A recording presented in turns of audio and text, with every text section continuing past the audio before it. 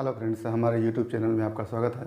दोस्तों, पिछले video clip में हमने दिया था कि किस प्रकार से विद्युत धारा का प्रवाह होता है और विद्युत धारा की तीव्रता क्या होती है और विद्युत धारा की तीव्रता का मात्रक, भीमी सूत्र तथा विद्युत धारा पर आधारित हमने कुछ क्वेश्चन को भी दिया था। आज हम कुछ छोटे छोटे टॉपिक को लेकर के आ रहे हैं और उन टॉपिकों में हम एक रिलेशन भी स्थापित करेंगे। तो वो टॉपिक हमारे हैं, पहला माध्य मुक्त पथ, दूसरा श्रांतिकाल, तीसरा अनुगमन वेग और चौथा छोटा सा हमारा टॉपिक होगा कि अनुगमन वेग तथा चालक में विद्युत धारा की तीव्रता में संबंध क्या होता है। इन छोटे छोटे टॉपिकों को हम देखेंगे। तो जैसा कि हमने पिछले वीडियो क्लिप में बताया था कि धातु के अंदर एटम से कुछ इलेक्ट्रॉन जो उसके बाहरी कक्ष में मूव कर रहे होते हैं, घूम रहे होते हैं, वो कभी कभी बाहर निकल जाते हैं और जब वो बाहर निकलते हैं तो उन्हें फ्री इलेक्ट्रॉन कहा जाता है। और जिस एटम से ये इलेक्ट्रॉन बाहर निकालते हैं वो एटम पॉजिटिव हो जाता है, इसलिए उसको आयन भी कहने लगते हैं। तो धातु की सीमा के अंदर कुछ इलेक्ट्रॉन बाहरी कक्ष से बाहर निकल गए, जो क्या हो गए, फ्री इलेक्ट्रॉन हो गए। और जिन एटम से ये इलेक्ट्रॉन बाहर निकले हुए हैं, मुक्त हुए हुए हैं, वो एटम कहे जाते हैं आयन। अब धातु की सीमा के अंदर कुछ मुक्त इलेक्ट्रॉन होते हैं और कुछ आयन होते हैं, और ये जो मुक्त इलेक्ट्रॉन होते हैं धातु की सीमा के अंदर रेंडम मोशन करते हैं, यानी गैस के अणुओं की तरह वो अनियमित गति करते रहते हैं। इसलिए इन फ्री इलेक्ट्रॉनों को वहाँ पर इलेक्ट्रॉन गैस भी कह देते हैं। क्या कहते हैं? इलेक्ट्रॉन गैस भी कहते हैं। अच्छा, अब चूंकि धातु की सीमा के अंदर फ्री इलेक्ट्रॉन है, धन आयन है, धन आयन वो जिन एटम से फ्री इलेक्ट्रॉन निकले हुए हैं, तो जब इलेक्ट्रॉन इस तरह से फ्री इलेक्ट्रॉन, देखिए ये सब है, और जिन एटम से ये फ्री इलेक्ट्रॉन निकले हुए हैं वो एटम धन आयन के रूप में हमने इस तरह से आपको दिखाया है। तो जब ये मुक्त इलेक्ट्रॉन धातु की सीमा के अंदर अनियमित गति करते हैं तो ये धन आयनों से टकराते हैं, धन आयनों से टकराते हैं। तो देखिए, मान लेते हैं ये इलेक्ट्रॉन इस धन आयन से टकराया और यहाँ तक चला, इसके बाद इस धन आयन से टकरा गया, फिर यहाँ से चला, इसके बाद इस धन आयन से टकरा गया, फिर यहाँ से चला, इसके बाद इस धन आयन से टकरा गया। यानी इलेक्ट्रॉन धातु की सीमा के अंदर जब गति करते रहते हैं तो लगातार धन आयनों से टकराते रहते हैं, और जब ये धन आयनों से टकराते हैं तो दो टक्कर के बीच एक दूरी तय करते हैं। यानी इस टक्कर और इस टक्कर के बीच में कोई टक्कर नहीं होता है, वो मुक्त गति करते रहते हैं, फ्री मोशन करते रहते हैं इन दो टक्करों के बीच। तो इन दो टक्करों के बीच जो मुक्त गति होती है, फ्री मोशन होता है, इस गति के दौरान जितना दूरी ये फ्री इलेक्ट्रॉन तय करता है उसी दूरी को हम फ्री पाथ कहते हैं। क्या कहते हैं? फ्री पाथ कहते हैं। तो यहाँ से यहाँ तक की दूरी फ्री पाथ हो गई। इस धन आयन से टकरा करके यहाँ पर गया, यहाँ पर टकराया, तो यहाँ से यहाँ तक की दूरी फिर फ्री पाथ हो गई, यहाँ से यहाँ तक की दूरी फ्री पाथ हो गई। तो फ्री इलेक्ट्रॉन जब धातु की सीमा के अंदर लगातार गति करते रहते हैं तो लगातार धन आयनों से टकराते रहते हैं, और दो क्रमागत टक्करों के बीच जो वो दूरी तय करते हैं उस दूरी को हम क्या कहते हैं? फ्री पाथ कहते हैं। क्या कहते हैं? फ्री पाथ, मुक्त पथ, मुक्त पथ कहते हैं। अब चूंकि अलग अलग क्रमागत दो टक्करों के बीच जो फ्री पाथ की लंबाई होती है वो अलग अलग होती है। जैसे ये लंबाई दूसरी हो गई, ये लंबाई दूसरी हो गई, ये लंबाई दूसरी हो गई। तो इन फ्री पाथों की जो लंबाई होती है उनका अगर हम औसत निकाल लें तो उसको क्या कहते हैं? मीन फ्री पाथ मुक्त माध्य मुक्त पथ। क्या हो गया कि जब धातु की सीमा के अंदर इलेक्ट्रॉन लगातार अनियमित गति करते हैं तो वे धन आयनों से टकराते हैं और क्रमागत दो टक्करों के बीच जो दूरी तय करते हैं उस दूरी को हम क्या कहते हैं, फ्री पाथ या मुक्त पथ कहते हैं। और अनेक क्रमागत दो टक्करों के बीच जो फ्री पाथ होता है उसका औसत हम निकाल लें तो वो हो जाता है मीन फ्री पाथ या माध्य मुक्त पथ। तो क्या हो गया कि इलेक्ट्रॉनों के दो क्रमागत टक्करों के बीच जो औसत दूरी होती है वही औसत दूरी क्या कही जाती है, मीन फ्री पाथ या माध्य मुक्त पथ। तो एक लाइन में हम लिखेंगे इसको कि फ्री इलेक्ट्रॉनों द्वारा, मुक्त इलेक्ट्रॉनों द्वारा क्रमागत दो टक्करों के बीच तय की गई दूरी क्या कहलाती है, फ्री पाथ, मुक्त पथ। और क्रमागत दो टक्करों के बीच इलेक्ट्रॉन द्वारा तय की गई औसत दूरी को क्या कहते हैं, मीन फ्री पाथ, माध्य मुक्त कहते हैं। इसको लैम्डा से प्रदर्शित करते हैं। यहां से यहां तक का फ्री पाथ पहला हो गया तो इसको हम लैम्डा 1 कह लेंगे, ये दूसरा हो गया तो इसको लैम्डा 2 कह लेंगे, ये तीसरा हो गया लैम्डा 3 कह लेंगे। तो इस तरह से यदि अलग अलग क्रमागत टक्करों के बीच तय की गई दूरी क्रमशः lambda 1, lambda 2, lambda 3 dot dot dot lambda n हो, तो अब इनका जब हम औसत निकाल लेंगे तो क्या हो जाएगा, माध्य मुक्त पथ हो जाएगा।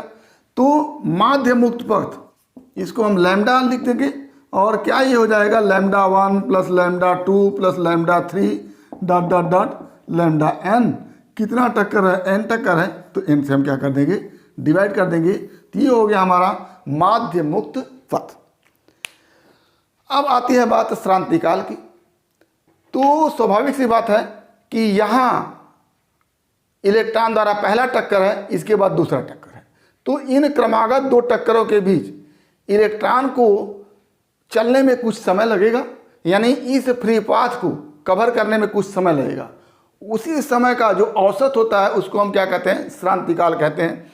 ये यहाँ से यहाँ तक चलने का समय, फिर यहाँ से यहाँ तक चलने का समय, फिर यहाँ से यहाँ तक समय चलने का समय जो लगेगा, उन समयों को हम अगर एवरेज निकाल लें, औसत निकाल लें, तो उसको हम क्या कहेंगे, श्रांतिकाल कहेंगे, रिलैक्सेशन टाइम कहेंगे।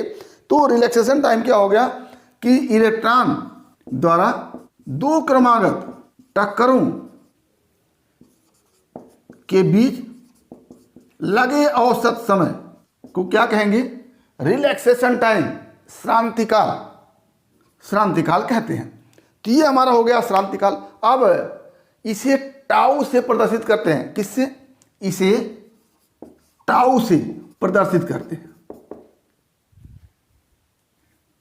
यानी अगर श्रांतिकाल को दिखाना हो तो ये टाउ, ये टाउ, ये टाउ, इस तरह से इन दोनों टक्करों के बीच लगा समय होता है। तो अलग अलग टक्कर में अलग अलग समय लगेगा। जैसे यहाँ की दूरी लैम्डा 1 है तो यहाँ तक चलने में अलग समय लगेगा, यहाँ की दूरी लैम्डा 2 है तो यहाँ तक चलने में अलग समय लगेगा। तो ये टाउ 1 माने, इसको टाउ 2 माने, इसको टाउ 3 माने।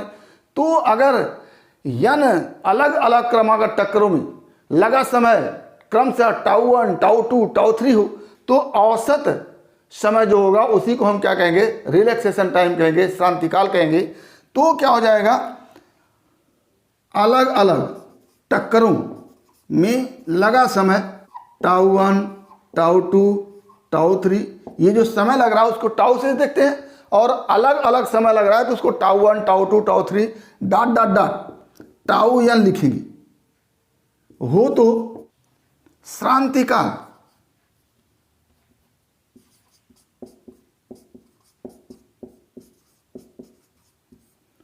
टाउ इक्वल टू क्या लिखेंगे, tau 1 plus tau 2 plus tau 3 dot dot dot tau n बटा क्या कर देंगे, n कर देंगे। n बार टक्कर हुआ है, दो क्रमागत टक्करों की संख्या n है, तो उनमें लगा समय को हम जोड़ेंगे और क्रमागत टक्करों की संख्या n है तो n से डिवाइड कर देंगे। तो ये हो जाएगा हमारा श्रांतिकाल टाउ इक्वल टू।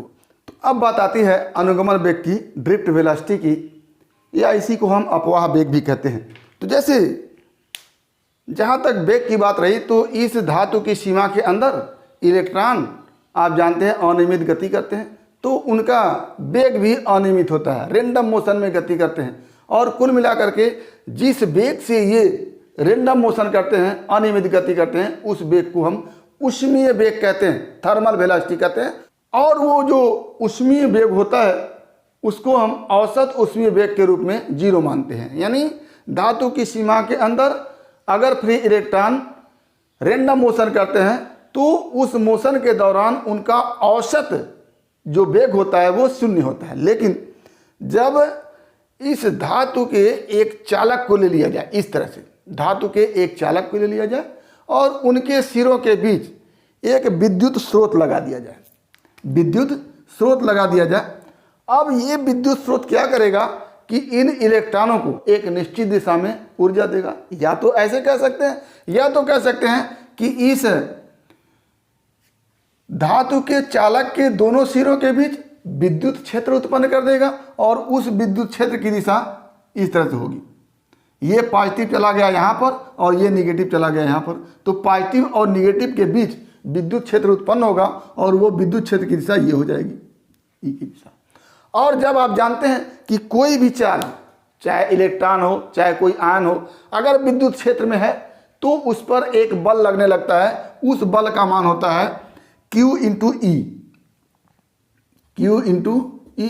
तो यहाँ पर इलेक्ट्रॉन विद्युत क्षेत्र में है तो उस पर जो बल लगने वाला होगा वो small E into capital E होगा।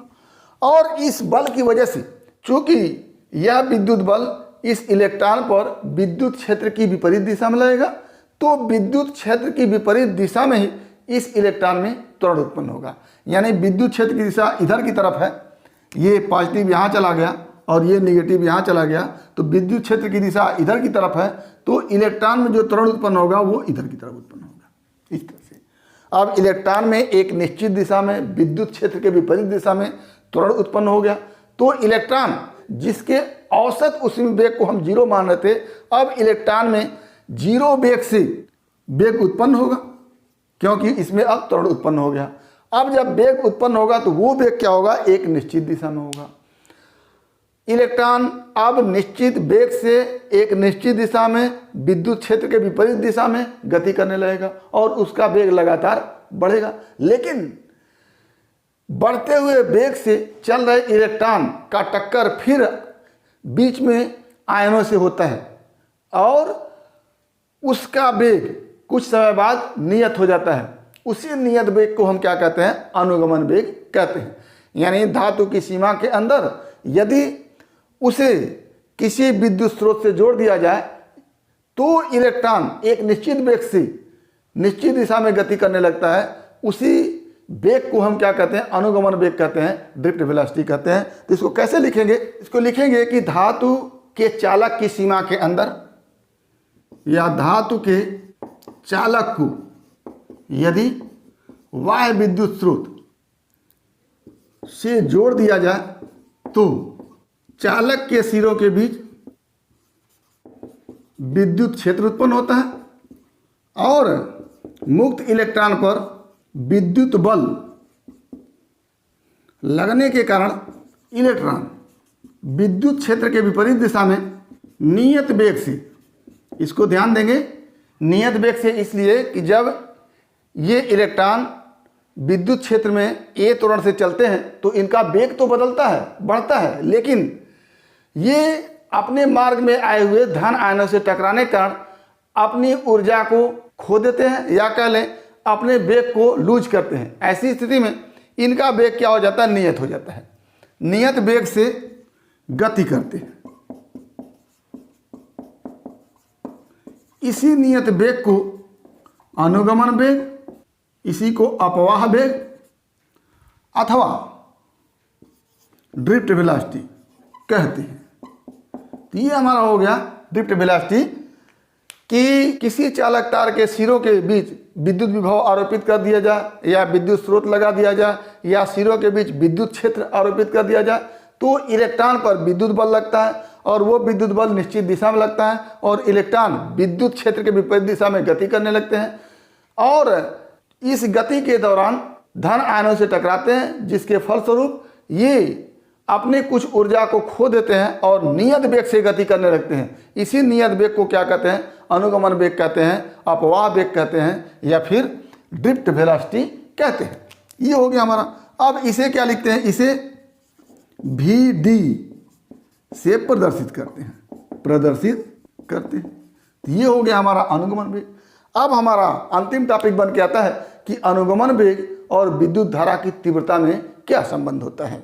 तो आइए देखते हैं अनुगमन वेग एवं विद्युत धारा की तीव्रता में संबंध। तो ये हमारा चालक तार है, इसके सिरों के बीच हम विद्युत स्रोत लगा करके विद्युत विभवांतर भी आरोपित कर दिए हैं और इस विद्युत विभवांतर के कारण इन सिरों के बीच विद्युत क्षेत्र E उत्पन्न हो गया है, जिसकी दिशा इस धन से ऋण की तरफ है। ये पॉजिटिव चार्ज यहाँ पर पहुँच गया, ये निगेटिव चार्ज यहाँ पर पहुँच गया, ये सिरा माइनस टर्मिनल है और ये सिरा धन टर्मिनल है। तो धन और ऋण के बीच विद्युत क्षेत्र इस तरह से उत्पन्न हो जाता है। इस विद्युत क्षेत्र के कारण इलेक्ट्रॉन भी डी ड्रिफ्ट वेलोसिटी से आगे की तरफ बढ़ रहा है। अब हम जो विद्युत धारा की तीव्रता I इक्वल टू लिखते हैं वो लिखते हैं Q/T, ये लिखते हैं। तो अगर इस क्रॉस सेक्शन इस पॉइंट को ले तो 1 सेकंड में जितना आवेश यहां से गुजरेगा उसी आवेश के मान को हम क्या कहेंगे?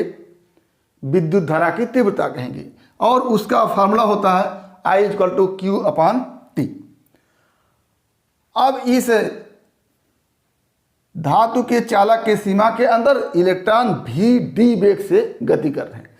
तो क्या लिखेंगे कि T समय में किसी इलेक्ट्रॉन द्वारा तय की गई दूरी क्या हो जाएगी? अगर इसको हम L लिखें तो L इक्वल टू क्या हो जाएगा? VD into T.